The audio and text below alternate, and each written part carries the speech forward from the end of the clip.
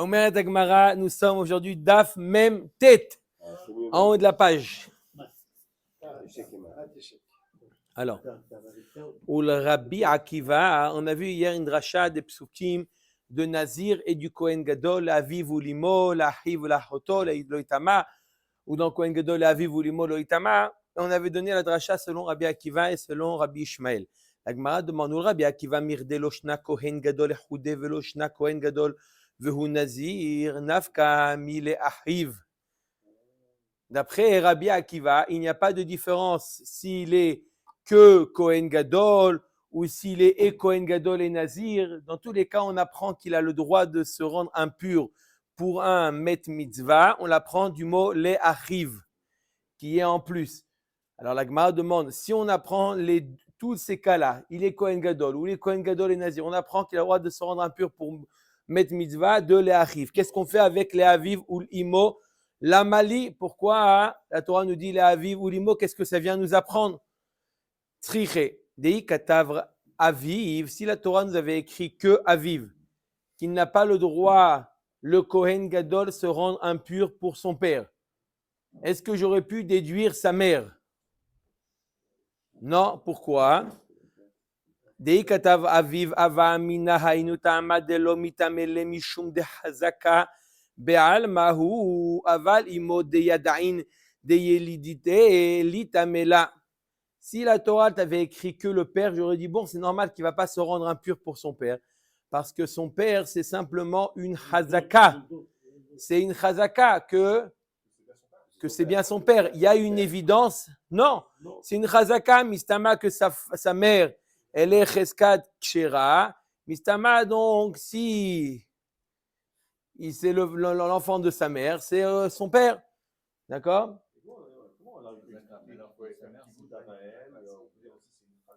Oui, quand même, eh ben, on peut s'appuyer sur la chazaka.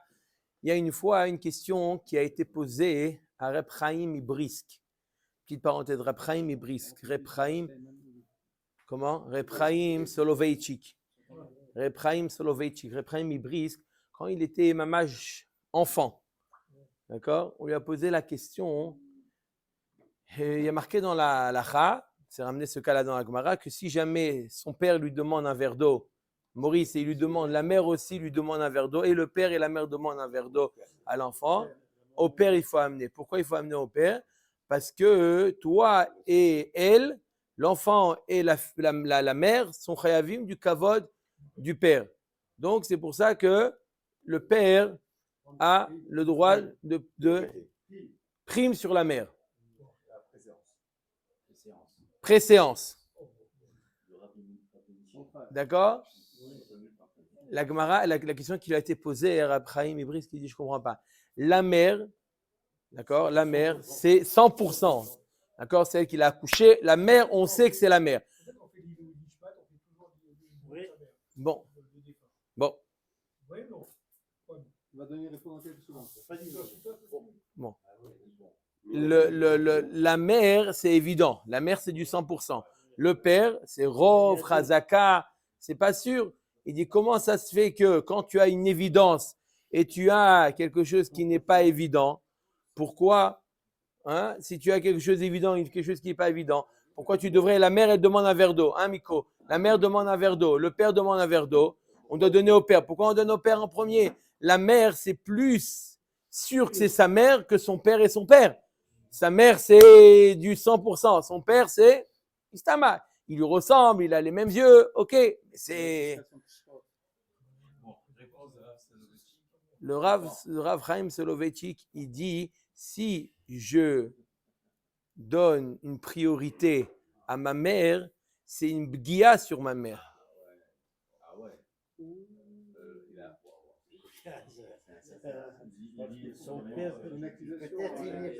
S'il donne, pourquoi si il fait passer la mère avant le père, alors c'est une insulte à la mère.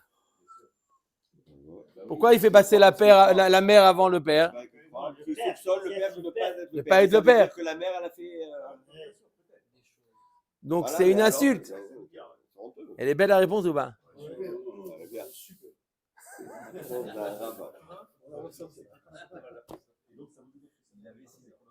peux pas penser comme ça. Maintenant, t'as compris maintenant ou pas? Oui, bien sûr. Il a se trompé. Peut-être la maman, il a trompé son mari. D'accord. Allez, Omer et Agmara.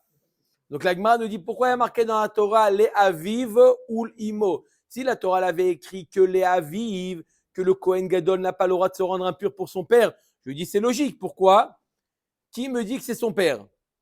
Mais sa mère, c'est évident, oui, il peut se rendre impur pour sa mère. Et si la Torah avait écrit que sa mère, Omer vekatav rachamana imo avamina imo de loritamela de lav azil zar'a batra.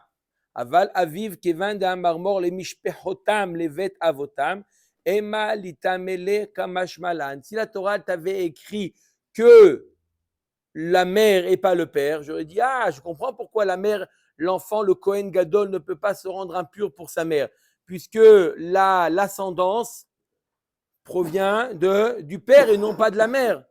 Donc j'aurais dit c'est la raison pour laquelle le Kohen Gadol ne peut pas se rendre impur pour sa mère. Pourquoi? Parce qu'il est le Yichus, il a reçu du père.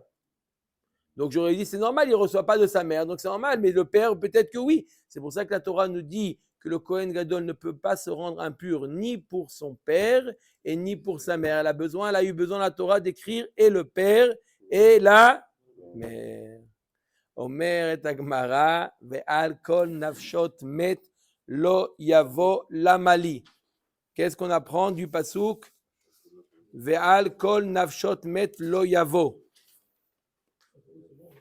lamali. Alcool, la Gemara est d'Oreshet. Alcool, les apouké rechokim. Ça vient exclure, bon, le Kohen Gadol n'a pas le droit de se rendre impur pour les rechokim, les personnes éloignées. Ok? Met, les apouké krovim. Met, ça vient exclure les proches.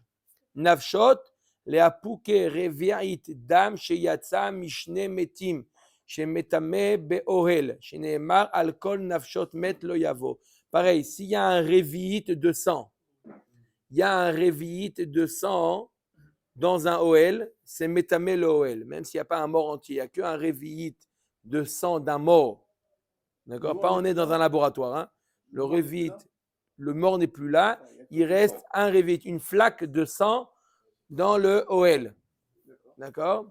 Zaka n'est pas encore venu récupérer le sang. Il reste un révite de sang, c'est métamé BOL. Mais plus que ça, même si ce révite, en réalité, c'est le révite qui provient de deux morts différents. Chacun, une moitié de révite. Le fait qu'il y a marqué au pluriel, c'est mitzaref. Le fait qu'il y a marqué dans la Torah, alcool nafshot, au pluriel, met lo yavo, on apprend qu'il n'a pas le droit de se rendre. À la 8e minute. Il y a eu deux morts. Les deux morts ont été enlevés et on trouve un révite. Ce révite, il est composé du sang du premier et du deuxième. Dans tous les cas, quel est le din? C'est que le Kohen Gadol ou Kohen même n'a pas le droit de rentrer dans ce Ohel Hamet, bien qu'il n'y a pas là-bas révite d'un mort. C'est révite de deux morts. Mais puisqu'il y a marqué dans la Torah, Al-Kol Nafshot Met Lo Yavo, c'est un pluriel, même si ce révite provient de plusieurs morts, c'est Metame Be Ohel. Voilà comment on apprend le passage. D'après Rabbi Ishmael. Le sang qui est pris d'un vivant et qui est sorti. S'il y a un mort, non. Le sang qui est pris d'un vivant et qui est de côté, Aucun il problème. est toujours vivant. Il est Et out. là, si l'autre il meurt, Pas de problème. Quand il est mais le sorti sang il du. reste toujours vivant. Ouais. Donc ça soit le sang d'un mort. Azara Kohanim, il met dans certains hôpitaux. Ouais.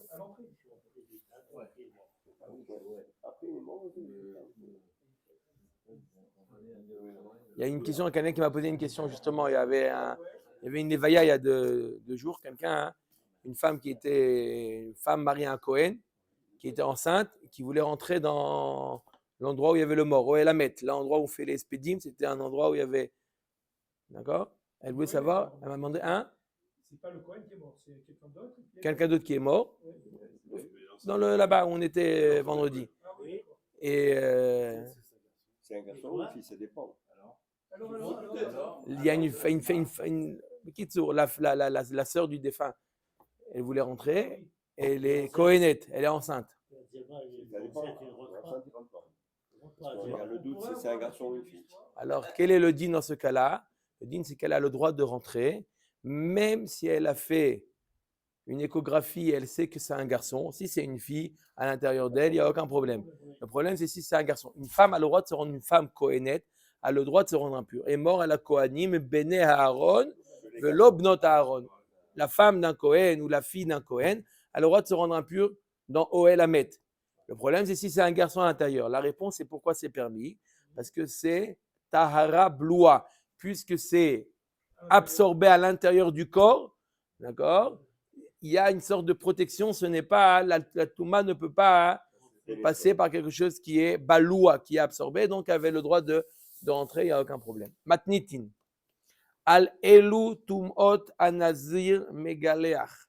On a vu que si un nazir, pendant la période de sa nésiroute, est devenu tamé par un mort, alors il doit faire tiglachat, il doit amener les korbanot. Il y a tout un processus qui s'appelle nazir betum'a. D'accord? Il y a le nazir quand il finit sa nésiroute betahara, il doit faire tiglachat et korbanot. Il y a aussi un autre type de nazir betum'a, qui doit faire aussi tiglachat et korbanot et reprendre sa nésiroute. Maintenant, par quoi il s'est rendu? La Mishnah, elle va énumérer toutes sortes de parties du mort qui rend le nazir tamé et donc automatiquement qui lui annule sa nésiroute. Par quelle partie du mort? Alelu tumot anazir megaléar. 2 points. Al hamet, premièrement, le mort entier. Ve'al kazaït minamet, un kazaït du mort. D'accord? La Gemara va poser la question, si tu me dis kazaït du mort, pourquoi tu es obligé de me préciser à l'amet? Tu me dis déjà al kazaït minamet. Pourquoi il est marqué à l'amet? Laissons de côté, la Gemara va poser la question. Donc, ensuite, ve'al kazaït netzel, un kazaït du mort une fois qu'il s'est voilà, liquide. Il y a du liquide qui sort du mort. Du jus, vous appelez ça du jus? Bon, il va appeler ça du jus. D'accord? Je ne sais pas si vous avez... Des sécrétions, moi j'aurais dit. Des sécrétions. Des sécrétions du mort. D'accord? Son urine. Non, non, pas seulement ça. Des fois, le mort, quand il se désagrège, il devient liquide. Du liquide. Une certaine liquéfaction de Une fois, ils ont amené un corps de France, ils ont amené en Israël. D'accord? Dans un cercueil, bien entendu. Ils ont un peu penché le cercueil. Tout du liquide qui sort. C'est horrible. Non, c'est du liquide, ça s'appelle le netzel. S'il y a un combien? Il y a kazaït de netzel, ça rend tamé. Ve'almelo tarvad, rekev. C'est quoi? C'est une cuillère de aussi le corps qui s'est désagrégé, mais cette fois-ci il est à l'état solide ou l'état de poudre. D'accord? Il est mamage de poudre. Une cuillère de ça rend tamé. À la shidra. Shidra, c'est le colonne vertébrale. Va à la goulgolette. Le crâne. Si c'est un kazaït, le shidra il est plus grand qu'un kazaït. Non, mais là de chair. On parlait du chair. Maintenant on parle des os. D'accord? On a parlé de la chair, maintenant on a parlé des os. Va à la goulgolette. Va à l'ever minamet ou un membre. D'accord? La colonne, le crâne.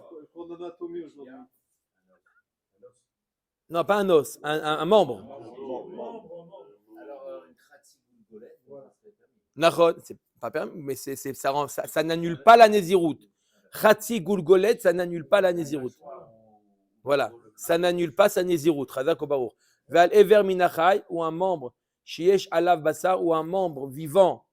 D'accord, lorsqu'il est vivant, mais lorsqu'il y a encore de la chair, lorsqu'il a été coupé de son vivant, d'accord, karaoui, val khatsi kav atsamot, ou une demi-cave. Cave, c'est une quantité.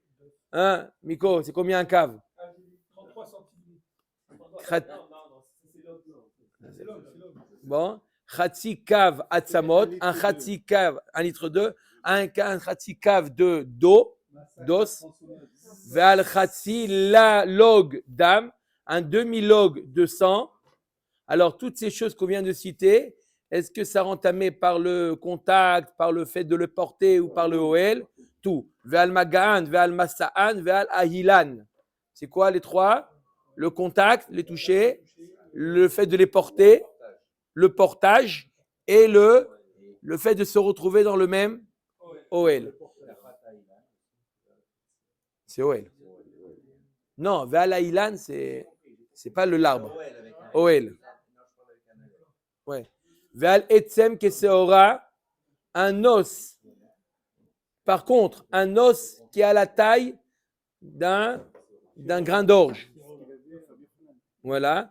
Al magao ve'al masao.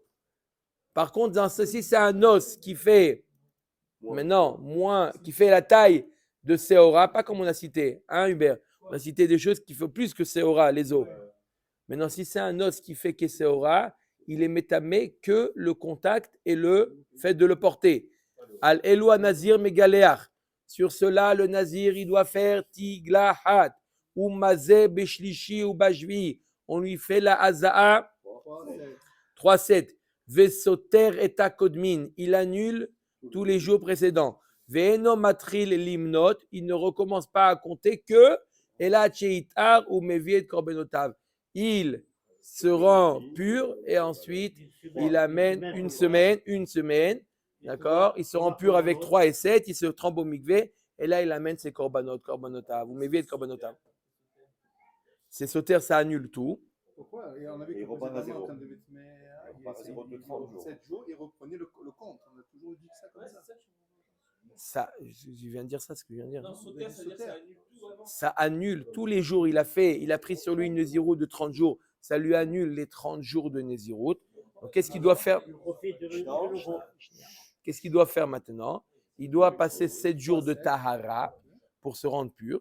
Dès qu'il a fait 7 jours de Tahara, il amène ses korbanot qui sont Khatat, Ola, Hacham. Et après, il fait 30 jours de Nézirut. C'est sauter. Ce que je viens de dire, sauter. On a toujours dit qu'il complétait le jour de Nézirut. Non. Compléter? Non. 7 jours pour se rendre pur. Non. Tous les cas, il Non, par compte contre, 30 s'il jours. avait. Sauf si c'était le dernier jour. Il revient un peu 30 jours après, non? On l'avait dit. Même pas. Non, ça annule. On prend 100 jours aussi? Non. Quand est-ce qu'on avait dit que ça ouvre une parenthèse? Dans le cas du Metzora, s'il est Metzora au milieu. Ça, on avait parlé de la parenthèse. Ça lui fait un... Alors, s'il s'engageait pour 30 jours, et au bout de 70 jours, il devient tamé. Il reprend 100 jours après. Mais non, ça, il a fini. 100 jours. Il s'engageait pour 100 jours, et au bout de 70 jours, il devient tamé. Il recommence. 100. On avait vu qu'il ouvre une parenthèse, Metzora, on avait parlé de la parenthèse. Mais sinon, ça annule tous les jours, sauter les gambre. Gemara, Tanu Rabbanan, Achar Ptirato, Shel Rabbi Meir, Amalahem, Rabbi Yehuda, le Talmidav, Alikan, sous Talmideh Rabbi Meir Likan. Lorsque Nifta Rabbi Meir, Rabbi Yehuda, son confrère, a dit à ses Talmidim, ne laissez pas les Talmidim de Rabbi Meir rentrer au Beth Midrash. Ne les laissez pas rentrer. Ils veulent maintenant, ils vont vouloir venir rentrer maintenant. Ne le laissez pas rentrer. Mais prenez chez Kanterani Mehen. Ils cherchent toujours la petite bête.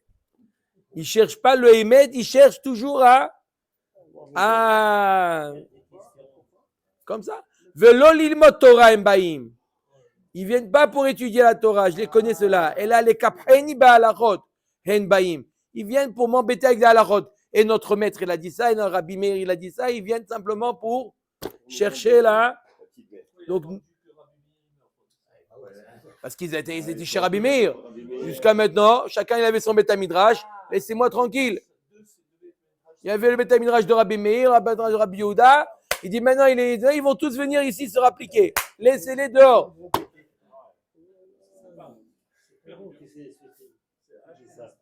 Non. Dahak Sumchus Venichnas.